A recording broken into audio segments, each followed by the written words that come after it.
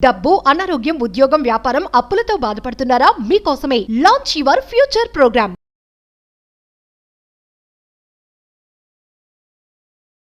Hello Ram గారు.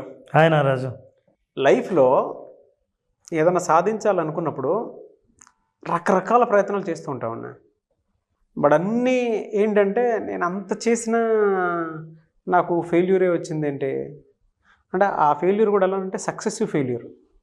కొన్నిసార్లు నిజంగా చెప్తున్నాననే నేను అంత కష్టపడ్డా దానికి వాల్యూ లేకుండా పోయిందే అనేటువంటి ఆలోచన వచ్చేస్తుంది. లిటరల్గా నేను సఫర్ అయిన సందర్భాలు కూడా చాలా ఉన్నాయి. అట్లా ఇవాళ నేను మీ ముందు కూర్చొని మాట్లాడే విషయం వేరు, అంతకుముందు విషయాలు వేరు. నేను చదువుకునే రోజుల్లో నాకు ఎప్పుడైతే గ్యాప్ వచ్చిందో దాని తర్వాత విషయాలు వేరు. ఎలా అంటే ఎంత కష్టపడ్డా, నేను ఏది చేసినా ఎందుకు ముందుకెళ్ళలేకపోతున్నాను, ఎందుకు ఇక్కడే ఆగిపోయాను అనేటువంటి ఆలోచన బలంగా ఉండిపోతూ ఉంటుంది, నాటుకుపోయి ఉంటుంది. దాన్ని బ్రేక్ చేసి బయటపడాలి అని అంటే ఎలా? రెండు అలా ఎందుకు అనిపించి మనిషి ఒకచోట ఆగిపోతాడో, చేసిన వర్క్ ప్రతిఫలం ఉండదా? ఇంకంతేనా? నారాజు, ఒక నదిలో పడవలో కూర్చుని పడవ తెడ్డేస్తూ తెల్లవారుదులు తెడ్డేసి పొద్దున్నే లేచి చూస్తే అక్కడే ఉన్నాడు. కారణం ఏంటంటే ఆ పడవను గొలుసులతో కట్టేసిన విషయం మాత్రం చూడలేదు.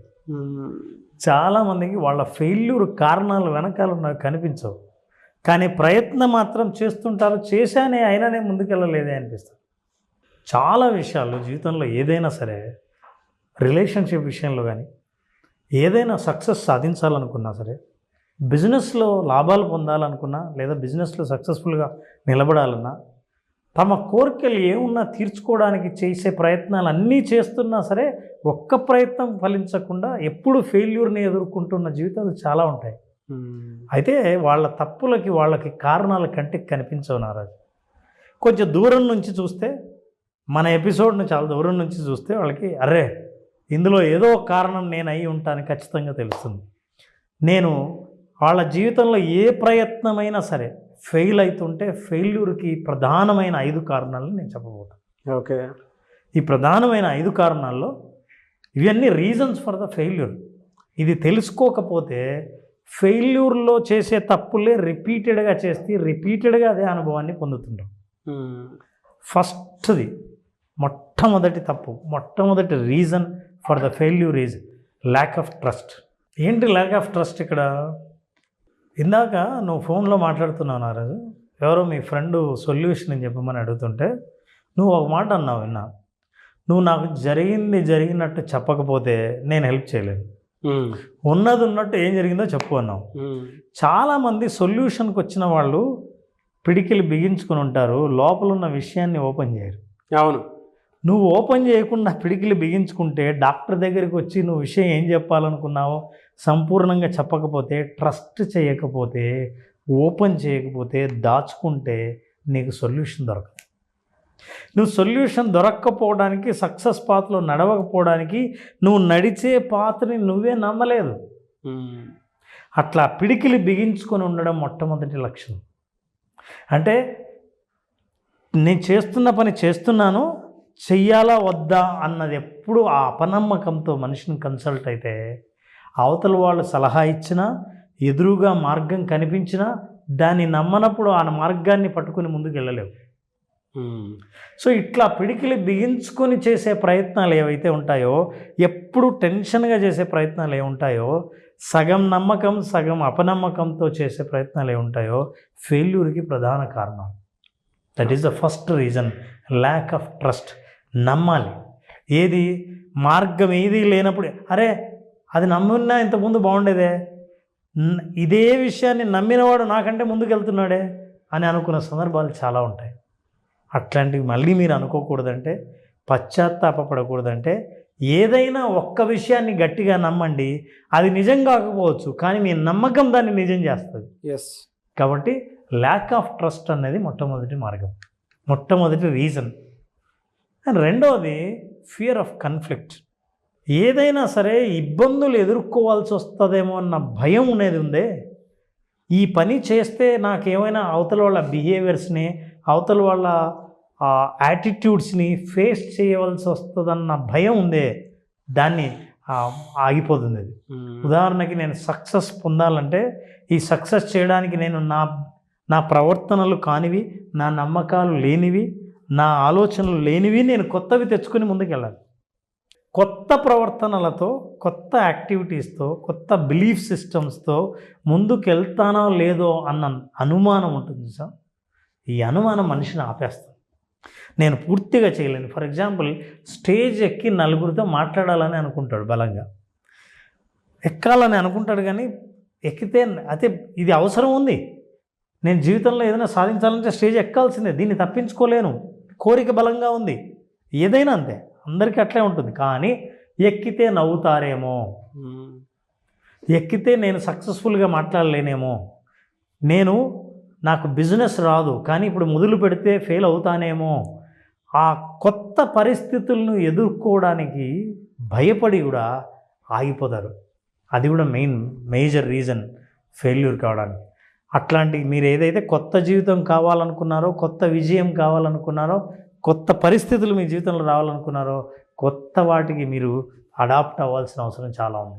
అది అవ్వకపోతే ఫెయిల్యూర్కి మీరే దారులు ఏర్పరచుకున్నట్లు లెక్క. ఇక మూడో రీజన్, నో కమిట్మెంట్. నాకు చాలా సాధించాలంది కానీ పొద్దున్నే లేవడం కొంచెం కష్టమబ్బా అంటాడు. కన్సిస్టెంట్గా ఏదైనా ఒక పని చేయాలి. కొన్నాళ్ళు చేశాను, ఏమో అనుకున్నట్టు ఏం కనిపించకపోతే దాని మీద నమ్మకం పోయింది.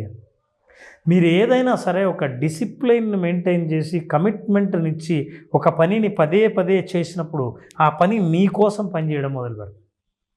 కానీ నువ్వు పని చేస్తున్నప్పుడే కమిట్మెంట్ లేకుండా అయితే చేద్దాం లేకపోతే వదిలేద్దాం అని సగం నమ్మకంతోనే కమిట్మెంట్ను వదిలేస్తే అది కూడా నేను వదిలేస్తాను. చాలాసార్లు మనకున్న ఆలోచనల వల్ల, మనకున్న కంఫర్ట్స్ వల్ల కమిట్మెంట్ జోలికి వెళ్లకుండా చేస్తాం. నాన్ కమిటెడ్ పీపుల్ కంఫర్ట్కి ఎప్పుడైతే అలవాటు పడ్డారో, కంఫర్ట్ జోన్చి బయటికి రానివాడు కమిట్మెంట్ ఉండదు, డిసిప్లైన్ కూడా ఉండదు.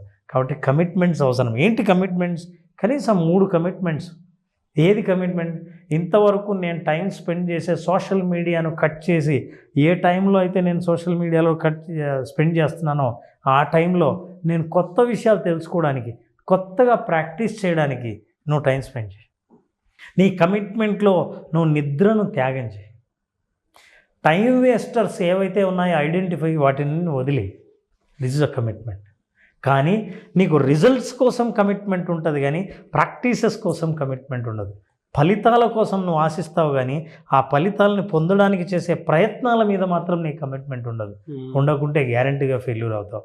చెప్పు, నువ్వు ఏం సాధించాలని అనుకున్నావు, దానికి ఎన్నిసార్లు ప్రయత్నించావు, ఎన్ని ప్రయత్నాలు చేశావు? నువ్వు ప్రయత్నం చేసి ఓడిపోయినా పర్లేదు, ప్రయత్నం చేయకపోవడమో ఓడిపోవడం అది దారుణమైన దుష్ఫలితాలకు దారితీస్తుంది. కాబట్టి కమిట్మెంట్ లేకపోవడం అనేది 3వ కారణం. ఇక 4వ కారణం, అవాయిడింగ్ అకౌంటబిలిటీ. ఫ్యాంటాస్టిక్. బాధ్యతల్ని తప్పించుకోవడం. ఎక్కడ మన మీద పనులు పడతాయో, మనం ఎక్కడ ఇది చేస్తే మళ్ళీ మన మీద ఎక్స్పెక్టేషన్స్ పెరుగుతాయో, ఈ బాధ్యత మళ్ళీ నేను కొత్తగా తీసుకోవాల్సి వస్తుందేమో. అంటే నీకు కావలసిన కంఫర్ట్ కావాలి, కంఫర్ట్తో వచ్చే బాధ్యతల్ని తీసుకోవా? అంటే ఈ బాధ్యతల్ని తప్పించుకోవడం కోసమే నువ్వు సక్సెస్ని తప్పించుకుంటున్నావు అన్న విషయం నీకు తెలియదు. కొంతమంది దీన్ని ఫియర్ ఆఫ్ సక్సెస్ అని కూడా అంటాం. ఎందుకు నాకు ప్రమోషన్ అక్కర్లేదు, నేను ఆఫీసర్ అవుతే, బిజినెస్ ఎంతకంటే నేను ఇప్పుడు బాగానే ఉన్నాను, హ్యాపీగా ఉన్నాను. బిజినెస్ పెద్దది చేస్తే నువ్వు ట్రావెల్ చేయాల్సి వస్తుంది, చాలామందితో పని చేయాల్సి వస్తుంది, నువ్వు ఇంకా కొంచెం ఎక్కువసేపు మేలుకోవాల్సి వస్తుంది. ఇవన్నీ ఎందుకని బిజినెస్ను పెద్ద చేయడం మానేస్తావు. అకౌంటబిలిటీని తప్పించుకోవడానికి నువ్వు చేసే పెద్ద ప్రయత్నం ఏంటంటే అవాయిడ్ చేయడం. అవాయిడ్ చేస్తావు. బాధ్యతల్ని అవాయిడ్ ఎప్పుడైతే చేసావో, నువ్వు చేసేది అవాయిడ్ బాధ్యతల్ని కాదు, నీ సక్సెస్ని, నువ్వు కోరుకున్న దాన్ని. ఏదైనా సరే నీకు ఫెయిల్యూర్ రావడానికి ప్రధాన కారణం ఏంటంటే బాధ్యతలు తీసుకుంటే అనుభవించే హక్కును పొందుతావు. హక్కును పొందాలని అనుకుంటే బాధ్యతల్ని ఆహ్వానించాల్సిందే. దీన్ని కాదంటే నువ్వు ఇంకోటి కాదనుకున్నట్లు లెక్క, అది నీకు తెలియట్లేదు. సో రెస్పాన్సిబిలిటీస్ని, అకౌంటబిలిటీని అవాయిడ్ చేసే వాళ్ళందరూ సక్సెస్కి దూరంగా జరుగుతున్నారని అర్థం. ఇక 5వ రీజన్, 0% రిజల్ట్స్ రావడానికి కారణం, this is how the results. 0% results ఎందుకు వస్తాయంటే ఈ 4గిటిని నువ్వు 4 గోడలుగా కట్టుకున్నావు. ఈ 4 గోడల పైన పైకప్పు శూన్యం. ఇక పైకప్పు దాని మీద ఏం నిలబడదు. ఈ 4 నువ్వు ఏదైతే గోడలని అనుకున్నావో ఊహా ప్రపంచంలో నువ్వు కట్టుకున్న నిర్మాణాలే ఇవి. ఆకాశ హర్మ్యాలు అంటే నువ్వు గాలి మేడలు అంటావే, గాలి మేడ కట్టడానికి 4 కనిపించని గోడలు కట్టుకుని దే ఆర్ ఇన్విజిబుల్ హర్డిల్స్. కనిపించని 4 గోడల మధ్య కనిపించే పైకప్పు కట్టుకోవాలని అనుకున్నావు, అది రిజల్ట్స్. కానీ 0% రిజల్ట్స్ విల్ కమ్. ఎందుకంటే అక్కడ గోడే లేదు. ఇవన్నీ అంటే బలంగా నిలబడే గోడ లేదు, బలహీనమైన నమ్మకాలతో నువ్వు 4 గోడలు కట్టి ఆ పైన రిజల్ట్స్ కావాలనుకున్నావు, అలా 0% రిజల్ట్స్ ఉంటుంది. సో 0 రిజల్ట్స్ వచ్చిందని చెప్పి నువ్వు చేసే రిజల్ట్స్ 0 చూస్తూనే నువ్వు వెనక్కి తిరిగి చూసి ప్రతిసారి కంప్లైంట్ జీవితం మీద చేస్తావు, పరిస్థితుల మీద చేస్తావు, వ్యక్తుల మీద చేస్తావు, నాకు రిజల్ట్స్ రావడం లేదని. పైగా నీకు ఎవరైతే దారి చూపిస్తున్నారో వాళ్ళను బ్లేమ్ చేస్తావు. ఈ కారణాలన్నిటి వల్ల నీ రిజల్ట్స్ ఎప్పుడు 0లోనే ఉంటాయి. అందువల్ల పీపుల్ ఫెయిల్. 4 కనిపించని గోడల పైన పైకప్పును, అది కూడా 0 రిజల్ట్స్ అనే పైకప్పుని ఒక ట్రాన్స్పరెంట్ పైకప్పును కట్టడానికి ట్రై చేస్తావు, అది కూలిపోతుంది. చివరికి ఏంటంటే అక్కడ ఏ నిర్మాణము జరగలేదు, ఏ కన్స్ట్రక్టివ్ థాట్ జరగలేదు, ఏ కన్స్ట్రక్షన్ జరగలేదు. నీ థాట్ లెవెల్లో డిస్ట్రక్షన్ తప్ప ఏమీ లేదు. ఈ డిస్ట్రక్షన్ చేసి నువ్వు చివరికి నువ్వు ఎందుకు నేను ఫెయిల్ అవుతున్నానని కంటిన్యూస్గా ఆలోచిస్తున్నావు. ఇవన్నీ భవనాలుగా కట్టు. ఈ 4 గోడల్ని కట్టాలంటే ఏం చేయాలనేది మనం తెలుసుకోవాలంటే ఫస్ట్ నువ్వు ఫెయిల్యూర్ ఎందుకు అవుతున్నావో అర్థం చేసుకో. సక్సెస్ ఇదే మార్గం నుంచి ఎలా సక్సెస్ అవ్వాలో, సక్సెస్ అయిన వాళ్ళు ఇవే గోడల్ని బలంగా ఎలా కట్టారో, ఇవే పరిస్థితుల్లో వాళ్ళు గోడల్ని ఎలా కట్టారో తెలుసుకోవచ్చు. ఎలా సార్? అంటే అవే గోడల్ని ఏ విధంగా కట్టాలి సార్ అసలు? సో సక్సెస్ఫుల్ పీపుల్ ఇదే పరిస్థితులను ఎలా తీసుకుంటారు అవును అన్నది మనం వీటిని అర్థం చేసుకొని జీర్ణించుకున్న తర్వాత ఇప్పుడు మళ్ళీ ఇదే పరిస్థితిని వాళ్ళు ఎలా కట్టుకుంటారు అనేది మనం మాట్లాడాలి. Next episode sir. Next episode. Okay. So part 2 కనుక మీకు కావాలి అనుకుంటే కింద కామెంట్ బాక్స్లో పోస్ట్ చేయండి. ఇది చాలా అవసరం కూడా. నాకు కొన్నిసార్లు మనకి తెలియకుండా ఒక అవుట్ ఆఫ్ జోన్లోకి, అవుట్ ఆఫ్ ద బాక్స్లోకి వెళ్ళిపోయిన తర్వాత మన హ్యాండ్స్లో ఏది ఉండదు. అంటే మనం ఏదైనా చేద్దాం అనుకున్నా కూడా బలంగా ఏవైతే మనం అనుకుంటామో అవి చేయడానికి మనకు మనస్సాక్షి కానీ, మనసు కానీ, లేదంటే బాడీ కానీ నీరసం వచ్చేస్తుంది తప్ప మనం అంత చేసినా వేస్టే కదా అనేటువంటి థాట్లోకి వెళ్ళిపోతాం. ఆ పరిస్థితుల నుంచి బయటపడాలి అని అంటే ఏం చేయాలి, ఎటువంటి tools and techniques through psychology ఏ విధంగా మనం బిల్డ్ చేసుకోవాలి అనేది పార్ట్ 2 కనుక మీరు అడిగితే డెఫినెట్గా నేను రామ్ గారు దాన్ని మీ వీడియోస్ చేస్తాను. Anyways very good analysis and thank you sir. Thank you so much Ram గారు. Thank you. విజువలైజేషన్ ప్రాక్టీస్ క్లాస్కి అటెండ్ అవుదాం అనుకున్నటువంటి వాళ్ళు ఉన్నారు. ఈవెన్ అడ్వాన్స్ కూడా చాలా బాగా వచ్చింది. Feeling very happy. అంత చిన్న విషయం అయితే కాదు, టాస్క్ అది tough task.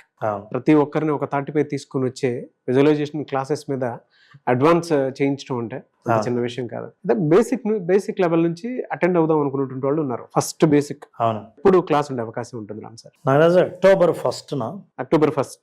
Yes, October 1st visualization only practice. వాళ్ళు పూర్తిగా ప్రాక్టీస్లో మునిగి ఉంటారు. ప్రాక్టీస్ ద్వారా 5 రోజుల లోపల మాస్టరీని ఎట్లా సంపాదించాలో నేర్చుకోవాలంటే విజువలైజేషన్ October 1st జరిగే ప్రోగ్రాం అటెండ్ అవ్వాల్సిందే. అందులో ప్రత్యేకంగా ఒకరోజు సంపూర్ణ ఆరోగ్యానికి, మానసిక శారీరక ఆరోగ్యానికి యోగ నిద్ర సెషన్ని వాళ్ళ అనుభవంలోకి తీసుకొస్తారు. సో ప్రాక్టీస్లో భాగంగా యోగ నిద్రలో విజువలైజేషన్ చేసినప్పుడు ఎంత అద్భుతంగా ఉంటుందో అది అనుభవపూర్వకంగా తెలుసుకోవాలంటే October 1st జరిగే విజువలైజేషన్ క్లాసులకి బేసిక్ క్లాసులు నడుపుతున్నాం. పీపుల్ కెన్ అటెండ్ డెఫినెట్గా అండి. సో October 1st జరిగేటువంటి విజువలైజేషన్ క్లాస్ కనుక మీరు అటెండ్ అవ్వాలి అనుకుంటే స్క్రీన్ మీద మీ కాంటాక్ట్ నెంబర్ కనిపిస్తుంది. దాన్ని మీరు కాల్ ఆర్ మెసేజ్ వాట్సాప్ చేసి వెంటనే విజువలైజేషన్ ప్రాక్టీస్ క్లాస్కి ఎన్రోల్ చేసుకోవచ్చు. Anyways thank you so much Ram sir. Thank you Nagaraj.